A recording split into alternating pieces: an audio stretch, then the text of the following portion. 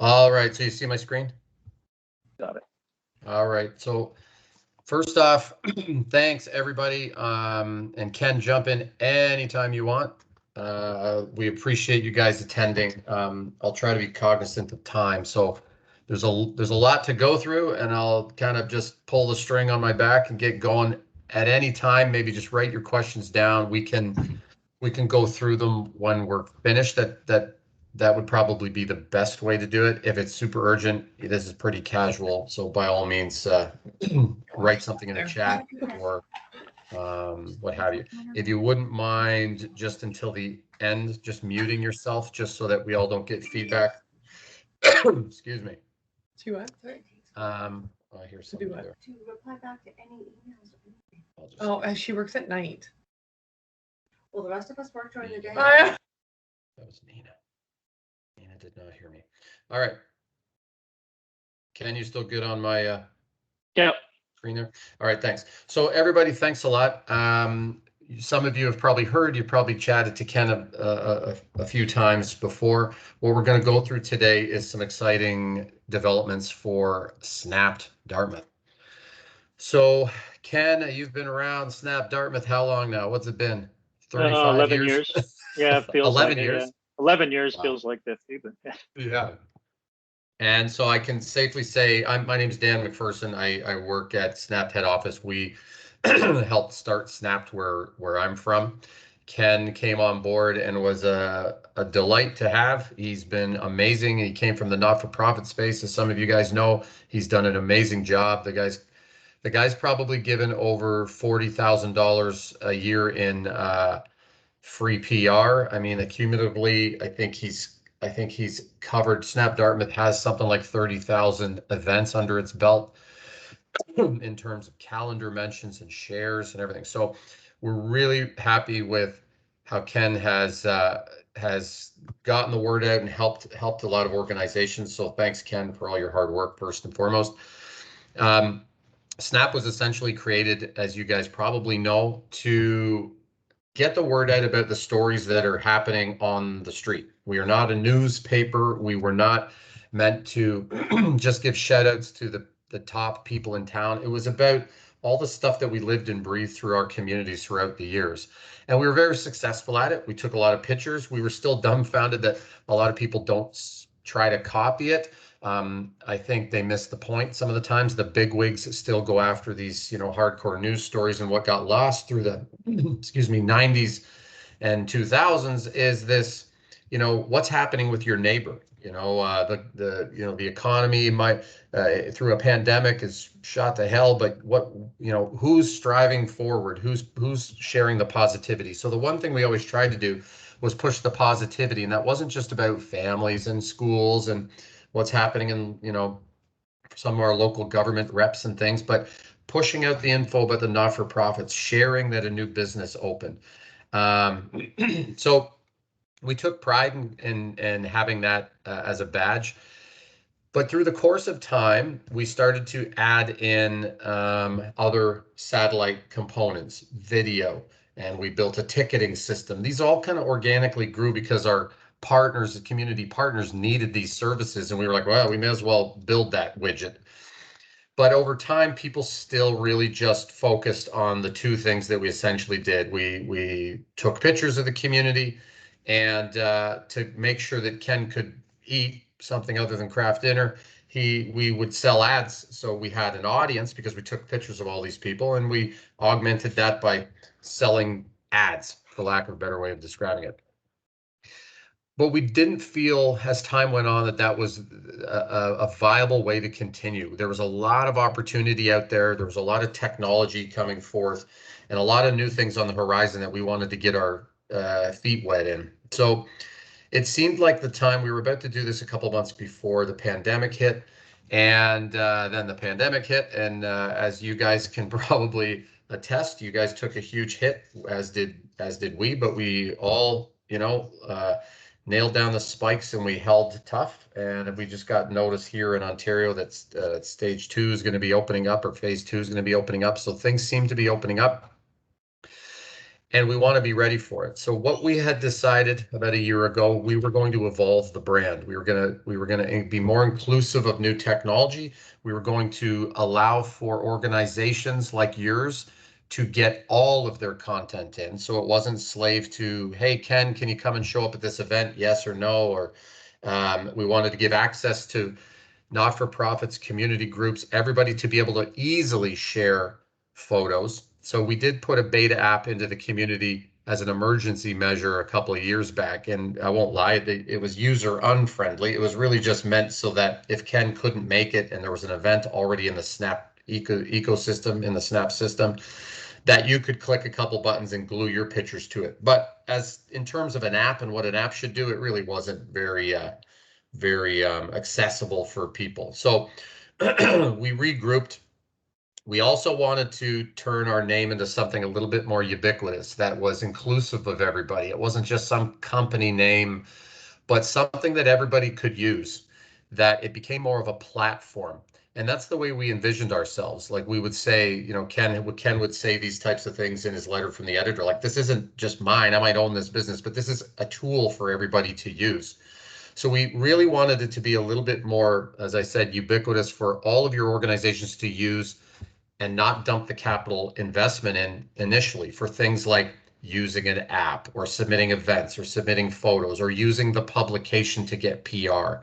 So what you're looking at here is the evolution, and we are now going to be called Neighbor. So you're basically getting the same thing you always got with Snap's tool. We're just giving it a little bit of a facelift and making sure that people understand everything that I just said. So the publication itself, you guys know the publication very well. Ken put out some amazing photos. And essentially that's all it was. It was really a quick glimpse, and hence the name Snapped for Snapped Shot. It was just a glimpse at all these local events that were happening.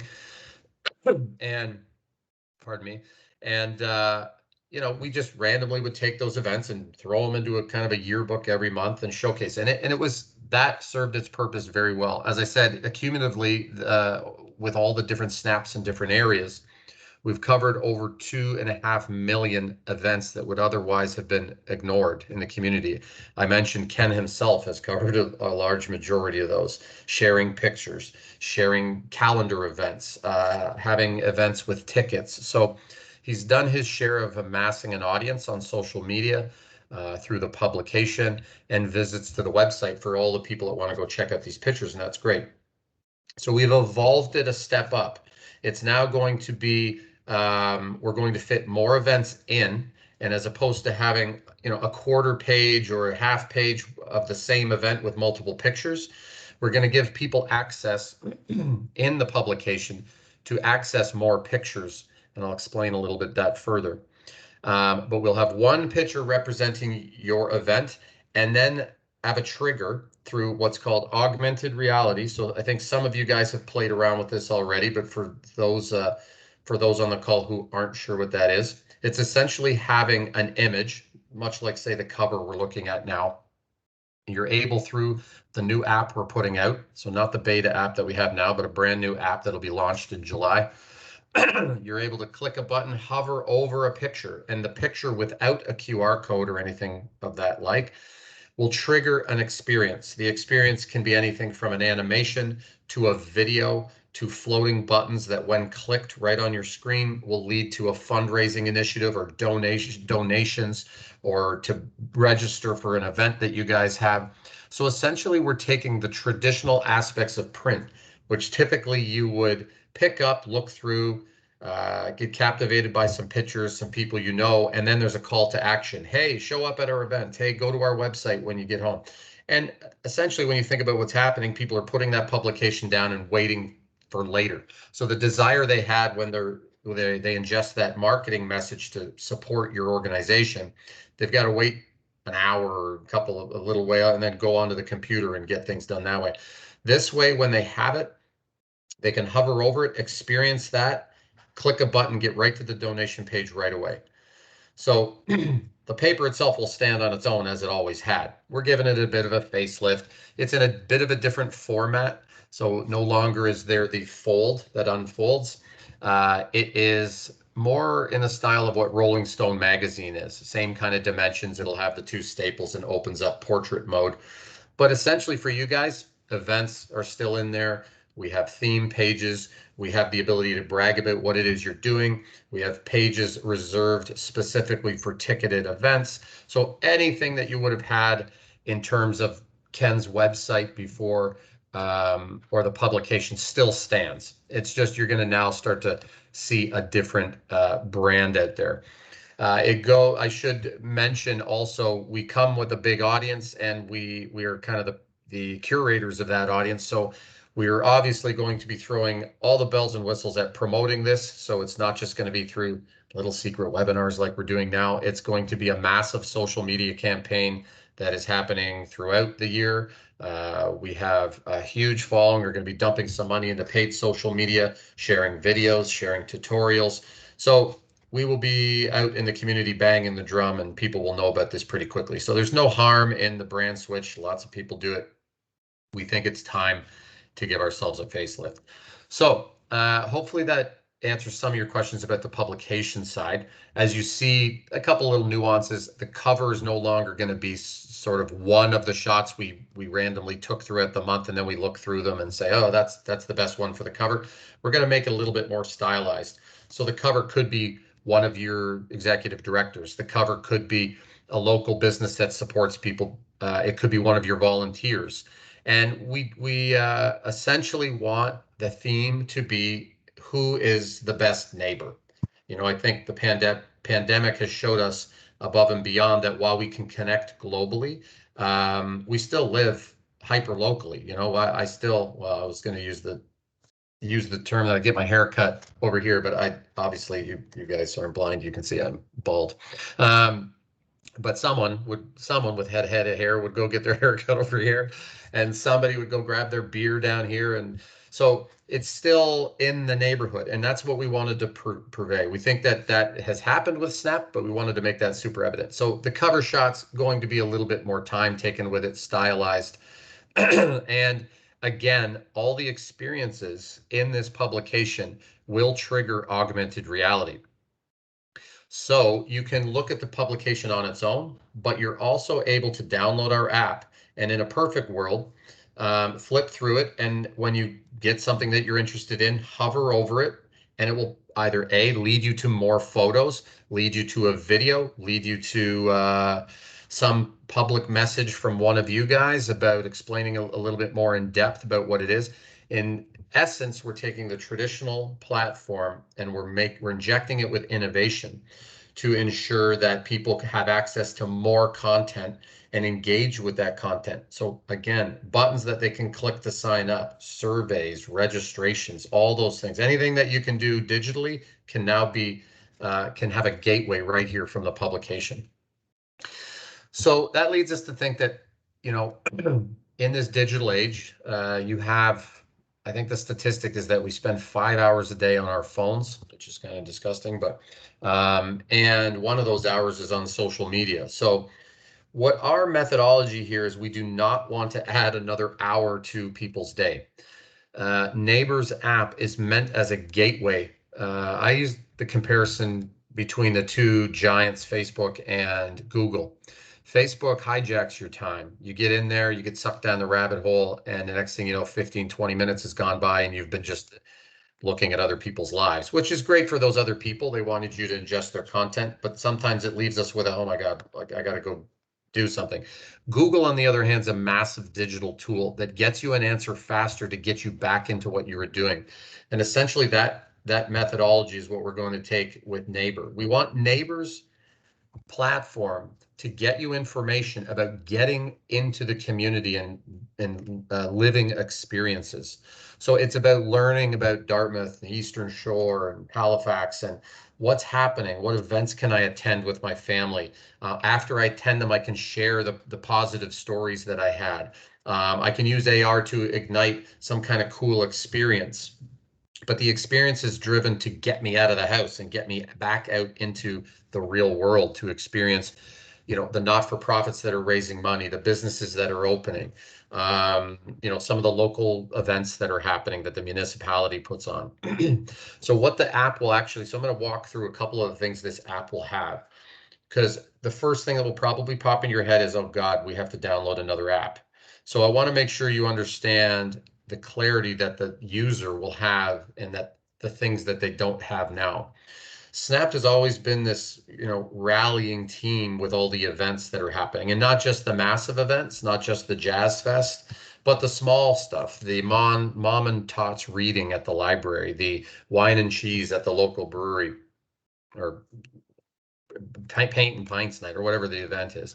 So we still will be that gateway to local events, big and small. So you're going to have your events calendar in there. You're going to be able to learn more about the events. You're going to be able to buy tickets from the events that have tickets. We have our own platform, for example, that's free for your organizations to use for galas and the like. The cool thing with that is, because we're also not just a ticketing widget, we have an audience, and we have an audience in print, social media, people visit the website every month, and now we're adding another layer, this app audience. We will help push people to those ticketed events, and we've actually designed online ads and social media ads as part of that package. So our rule is, we'd rather have you use us for all our events, and we would make a small convenience fee off of the ticket purchaser, as opposed to charge you money for using the service. So it was somewhat modeled off Eventbrite, but the one thing that Eventbrite doesn't have is everybody's attention, because they don't take pictures of everybody's kids, business owners, dogs, etc., that Ken has been doing for all these years. The second thing is moments. The big drawback to the beta app was you have to glue pictures to an existing event. But what about all those moments where you're walking around and you see some amazing thing? Hey, the new business that opened up in Newmarket here where I am, they serve these insane milkshakes, and everybody, it's like the hotbed of conversation down on Main Street. So for people to be taking pictures and sharing those on Facebook is extraordinarily helpful PR for that business.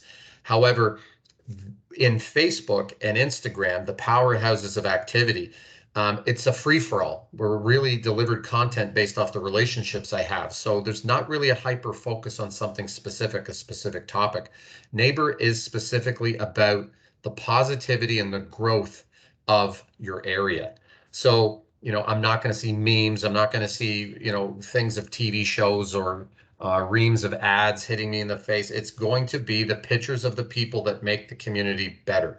The kids, the volunteers, our seniors, the vets, the people that run the municipality, and especially the not-for-profits. You guys will have a free application to submit every picture you possibly can, and not have to feel guilty about phoning some guy like Ken to show up at these events. And that's something we didn't have in the previous system. The ability to just open a picture like you did in Instagram and go, here's a quick caption, hashtag, here's my social media handle, and send.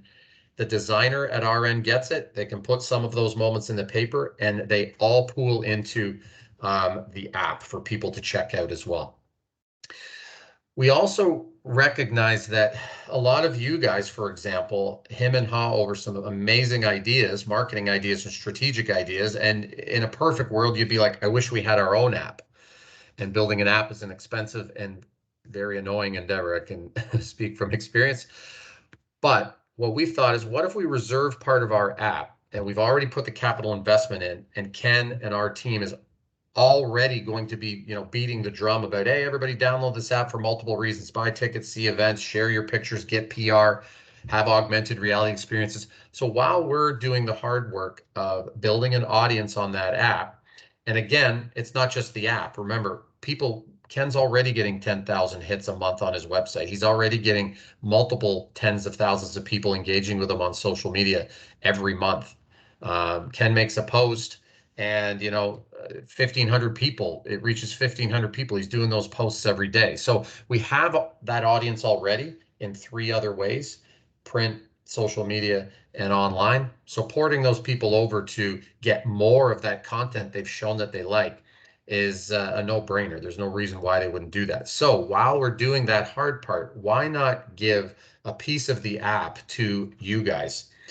What I mean by that is we have the ability to build what is like an app experience for any other organization and call it a partner experience. So you don't have to invest $100,000 into some massive infrastructure app.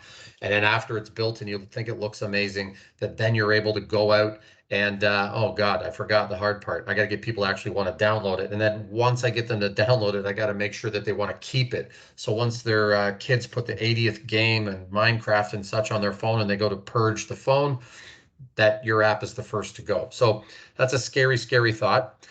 However, if we all work together and all of you guys on this call say have a partner experience when needed, kind of a la carte, you don't always have to do it. The campaign can ride the coattails of everybody else driving app adoption. So it's very exciting for us. So for some of the people on the call, you might have, you're kind of getting a real small version of this. I know the presentation, I won't zoom in on this right now, but you see an example here.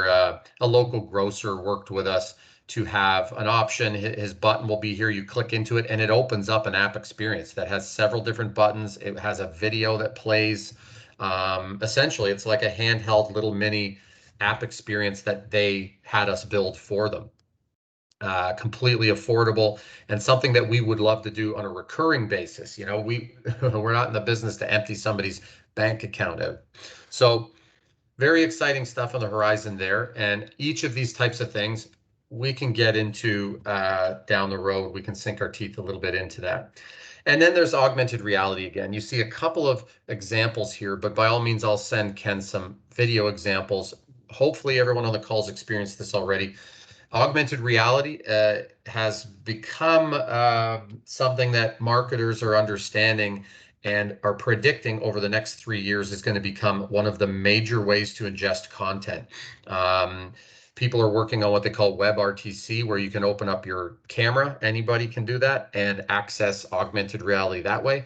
For the time being, it has to be done through a specific app.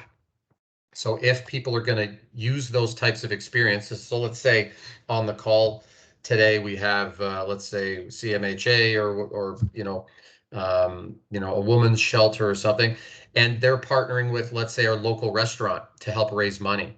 That local restaurant can do two things. We actually do this with a local restaurant here. We have a coaster campaign. You see a little bit of a visual there. That coaster has a marketing message on it, and on the flip side, it has a sponsorship, not sponsorship, but a fundraising opportunity for a local charity. And what they're doing is every 2 months, they're going to switch up that charity. So they just print new coasters. But what's amazing is when you hover your phone over it, on one side, it's a little commercial for the bar. And on the other side, a 3D beer can pops up. And you can click that beer can and do whatever you want. In one instance, it was a contest. Hey, give us your email and we'll enter you in a contest to win X. What that's really meant to do is build up an email database for the not-for-profit for future drip campaigns. It can be just a talking head video. So, hey, you're sitting here sipping your beer. I hope you're enjoying yourself. Please think about whatever your cause is. Click on the button below to donate. And what's amazing is it doesn't do what a QR code does. It doesn't just bypass and all of a sudden take over your phone and move you to a browser. As you can see in this example here with the can, you can still see your camera. You can still see your hand holding the coaster. In fact, if you do anything animation, you can actually tip it upside down, and it's pretty funky technology. But essentially, it's just another mechanism to get somebody to take something that's tangible in print, coasters, posters, business cards, handouts, and link it directly to one, entertainment, and two, a direct engagement that makes somebody do something digitally in the digital space. That's watching videos, hearing more empathy for testimonials or the kids that are in your charity or the people that you help. So tons of opportunity there. I highly suggest you investigate that opportunity with Ken. Again, we already put the capital investment to build out some of these things. So having you guys say, well, I have this idea, I have a brochure already. Could you augment it and glue our video to it? Yeah, that's no problem. And the costs on some of those things is absolutely cheap because we've already spent the money to build the infrastructure to do that. So this app is going to do multiple things. So coming down to the call to action for you guys, is one of the pages that we are putting in the first inaugural publication, which we're gearing for mid-July. The app's finishing up testing right now, and it's a lot of work for us and Ken, and we're all excited about it. But we're going to have a volunteer page every month. So every month we want to make sure that we shout out the people who help your organization run. Essentially, what you're looking at here is a quick photo of that volunteer. Their name, maybe if they want the handle of your organization on Facebook or Instagram for people to like, maybe a sentence that shouts out, hey, Jim, helped organize the Ride for Cancer event. He helped raise $80,000. He's been tirelessly getting sponsors and things, and we love his help. You're going to essentially lock that guy in to be a volunteer for a few more years. But it also shows that you're shouting out the people who matter in your organization, and it gets you some great PR for the organization. These pages we're putting out for free, so it's really kind of a first come, first serve. Email Ken, get in touch with him and say, yeah, I want to be a part of it. So essentially what so I've listed off a couple of the ways that these pages will help you connect. People can see videos that you've created, the videos that you maybe hand over to us to embed into the AR. We'll also share on our organic reach on social media, so that it's all of our eggs aren't in one AR basket. We agree, my dad might not be pulling out his phone and doing this. He might just look at it and adjust the message he normally would, which is still a massive benefit for you. You're still hitting tens of thousands of people that way. But for those intrigued by innovation and intrigued in doing that, and they hover over it, now they get a message from you or the executive director or whomever is there to say, hey, listen, my name's Dan McPherson. I'm with the Newmarket Optimist Club. I want to give a shout out to Ken Thompson. He's been a phenomenal person in our community. Here's how he helps us. This is what our organization is meant to do, and it's because of guys like Ken. So thanks a lot, Ken. We salute you or whatever. For those who are interested in volunteering, please click the link below. So we can have floating buttons under those video messages that link someone right away to sign up, to give their email over, to donate money to you. So we're really excited about this initiative, and I'm hoping you guys see this as an opportunity. It doesn't cost any money. All we need you to do is email Ken and say, I'm interested, and have an idea of some of the things that we want to put forth to you. So we need a high-res photo of that volunteer. We need their name, a sentence, kind of a simple sentence on what they did, some accolade. Hey, helped raise $10,000. We want to make sure people are aware to build your social media audience. So we want a hashtag that maybe you use, Facebook or Instagram name. And we need like a 30-second video of you guys. If you are running into trouble, you could ask Ken. Ken is an amazing videographer. He does that on the side as well. So by all means, if you need support in videos, he can help you. If you're more interested in just doing a quick selfie video, that is more than fine. We find that a lot of the social media posts we do, some of those simple selfie videos actually get more hits. Sometimes they're more relatable, but Ken can certainly help piece together some of those things if you need some fancy schmancy video stuff done.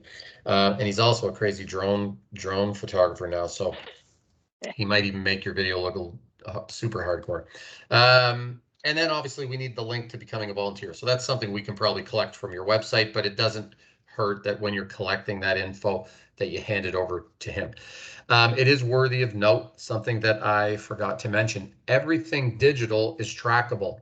So as we partner together on things like these volunteer pages or events, or if you guys put marketing pieces in Snapped already and you want to glue AR to that, again, that's included, but we can also give analytics. We're building a platform where you can actually check on those analytics yourself. For the first couple months, that'll just be a manual thing, but we can tell you, hey, we put that thing out and 20,000 people saw the publication, and 10,000 people saw the social media post. And look, we actually got 230 clicks to your website through the augmented reality portal, and we saw 110 people actually pulled out their phones and watched the video through augmented reality. So these are exciting analytics that you never really had in terms of the publication. And not just snapped, but again, it could be anything. It could be any of the material that you're using on a regular basis: coasters, pamphlets, brochures, your annual report, business cards. So augmented reality is a really cool way to sort of dive into some new tech without having to go through the rigmarole of a huge cost, worrying about the app, worrying about all the tech. It's just like, here's the content I want, and can do something with it. It's also worthy to note that if you say had a brochure or a fridge magnet that you sent out to all the houses or something, that doesn't have to change.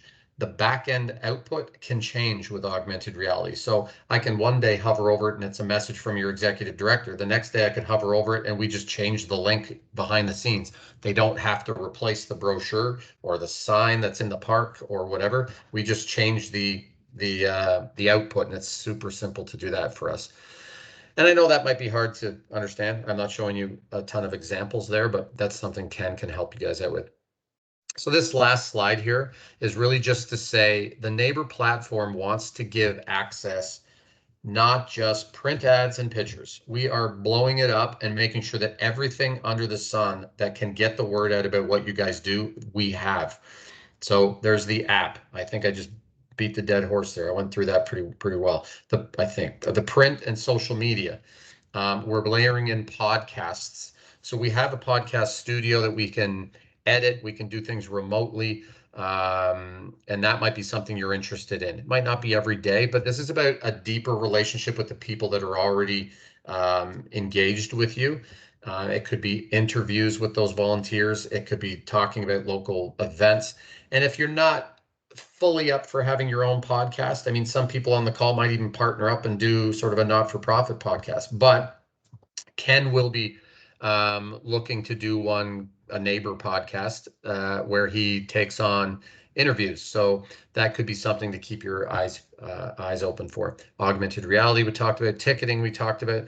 Design, I mean, because we build all these things, we have a fully functioning design service. So if you guys need help, and inexpensive help to do brochures and all that stuff, we can help do that. So a lot of not-for-profits don't have somebody on staff to do that. So we made sure we reserved one of our designers to be sitting there ready and not charge a gazillion dollars to have some of these professional pieces done for you.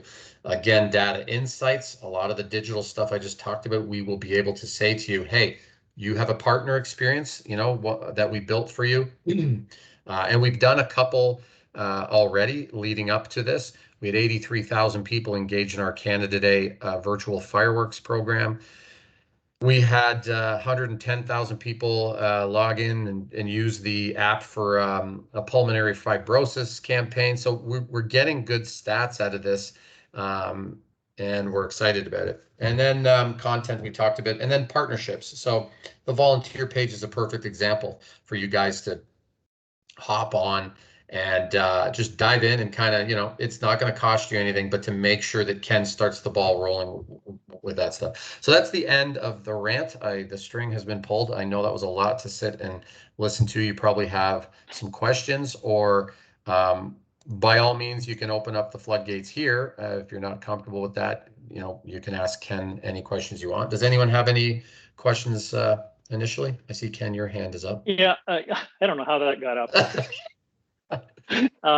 Anyway, folks, if you are looking at doing these videos, what I would suggest is if you have 4 or 5 volunteers, let's do them all at once rather than do it once a month for the next 5 months. Save us a lot of time. We can kind of have them appear over the course of those months. And we can shoot them all on the first day. So, we can be ready for the time ahead. And that's the suggestion I would have. And it's pretty simple to do the selfie videos, and I can coach you through that if you like, or if you're really stuck, I can show up and we can do 4 or 5 in half an hour. It would be quite easy to do. And so I guess there's 2 ways. I mean, you could one easier way to do. One way is you can actually get some footage and things of volunteers. It might even just be simple enough as well for Ken to come and just get you talking about the 5. So, okay, let's talk about Dave right now. Dave did this and da. Okay, now, second shot. Here's Stacy. She did this. So it doesn't have to be you guys going, oh my God, now I got to schedule 10 volunteers to show up at the same time, it really might be just as effective to have you as a rep speaking about these great accolades and giving them a shout out so they get that kind of third party recognition. Do they have to be beside you while you do that? No. If you No. want to do that, sure. My thought is, keep it simple and less onerous on you, and we see how those go. And when Ken posts, and then again, Ken will take these and repurpose them and post them to social media as well. So it's a good experience for everybody, or good PR for everyone. Anybody have any questions? All right. Well, I did this video, Ken. I will transfer this video for you. And then if anybody has any questions whatsoever, I'll throw Ken. Everyone has Ken's email, I assume. Yeah.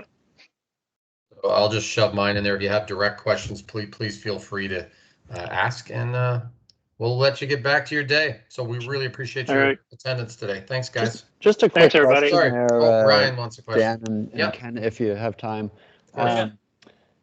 Just wondering with the video, and Ken, I'll shoot an email to you. We're definitely interested in in promoting some volunteers. But I'm thinking specifically we have some volunteers that might be specific to free community festivals that we run here. Would it be something that we could do to kind of shoot a bit of a talking head of us, talking about the volunteer, but then cut in, we've got some really great promo footage from that festival to give context to what it is that the volunteer works on. I know we have to obviously keep things grounded to being about the volunteers and the great work that they do, but is that sort of an option to explore? Yeah, we don't want to have the videos too long, right? And that's the thing. Like if we can keep them to a minute 15.